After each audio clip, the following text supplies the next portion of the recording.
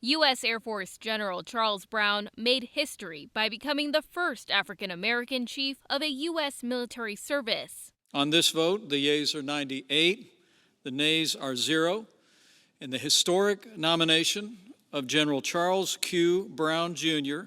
as the United States Air Force Chief of Staff is confirmed.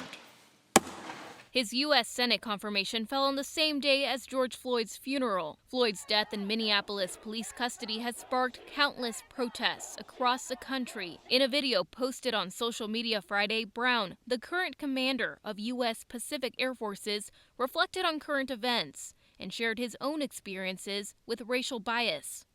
I'm thinking about my Air Force career, where I was often the only African American in my squadron, or as a senior officer, the only African American in the room. I'm thinking about wearing the same flight suit with the same wings on my chest as my peers, and they being questioned by another military member, "Are you a pilot?" I'm thinking about how I sometimes felt my comments were perceived to represent the African American perspective, when it's just my perspective informed by being African American. I'm thinking about how I can make improvements, personally, professionally, and institutionally, so that all airmen, both today and tomorrow, appreciate the value of diversity and can serve in an environment where they can reach their full potential.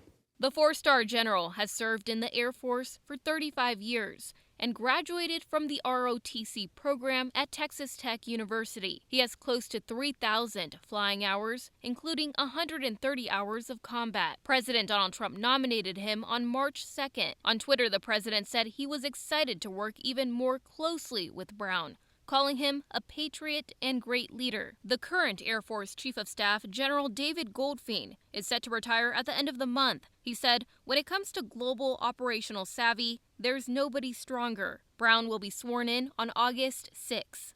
For Newsy, I'm Stephanie Sandoval.